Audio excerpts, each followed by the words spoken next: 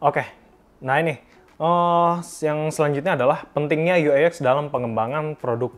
Ya, mengapa UI UX menjadi elemen penting dalam pengalaman pengguna produk gitu. Nah, UI yang baik membuat navigasi dan penggunaan produk menjadi mudah dan menyenangkan. Nah, sedangkan UX ya, UX yang baik memastikan bahwa semua kebutuhan dan harapan pengguna terpenuhi gitu. Nah, kalau UI UX-nya buruk gitu, dapat membuat pengguna kesulitan dan merasa frustasi gitu. Nah, itulah ya fungsi UI UX di sini. Kita sebagai UI UX gitu, user interface dan user experience designer harus memastikan gitu tampilannya bagus dan experience si penggunanya bagus juga gitu. Jangan sampai tampilan udah bagus pas nyari tombolnya susah. Nah, itu kan experience jelek banget. Nah, jangan sampai seperti itu gitu. Nah, di sini ada studi kasus ya. Di sini ada 2 studi kasus.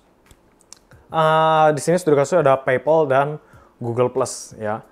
Di sini contoh suksesnya adalah PayPal dan contoh belum suksesnya atau gagalnya adalah Google Plus gitu. Nah, kita yang pertama dulu nih. PayPal itu UI-nya itu sederhana gitu. Ketika kita melakukan transaksi itu lebih cepat gitu.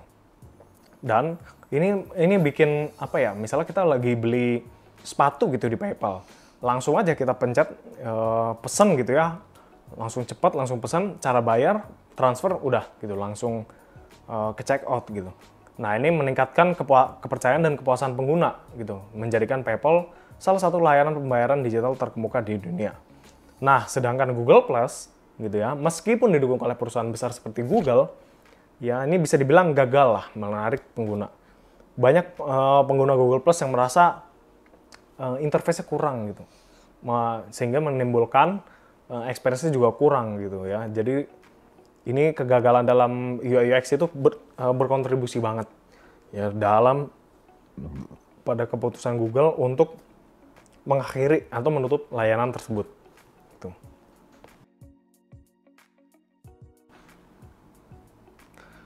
Oke, nah yang ketiga nih, ada peran UI designer dan UX designer ya. Perbedaan antara UI designer dan UX designer dan kemungkinan overlap dari tanggung jawabnya gitu.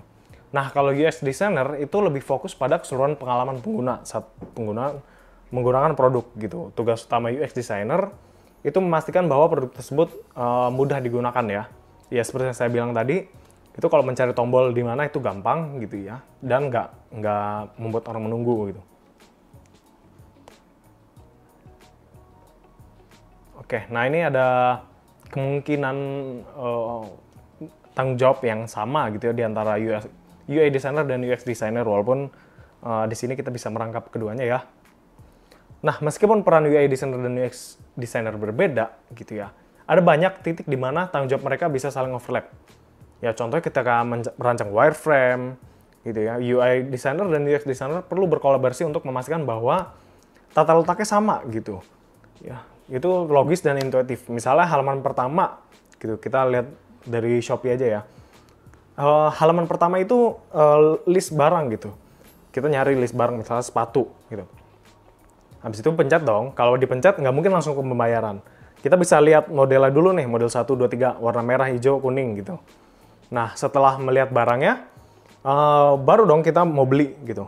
Nah, kita bisa beli atau kita masukin keranjang dulu gitu. Nah, gitu kan. Jadi logis gitu. Nggak langsung pencet, langsung bayar gitu.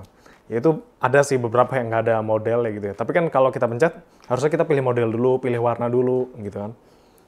Habis itu kita pesen, nah baru ke pembayaran gitu. Itu yang logis dan intuitif gitu ya. Nah, ini juga perlu ya pengujian pengguna. UX designer perlu banget nih feedback dari UI designer untuk memperbaiki elemen visual yang mungkin membingungkan user gitu. Jadi setelah semuanya didesain gitu ya, itu kita perlu banget feedback gitu dari si user. Ini gimana nih? Apakah udah mudah digunakan? Apa masih susah? Nah, kalau masih susah, UX-nya bakal UI-nya bakal menata ulang gitu.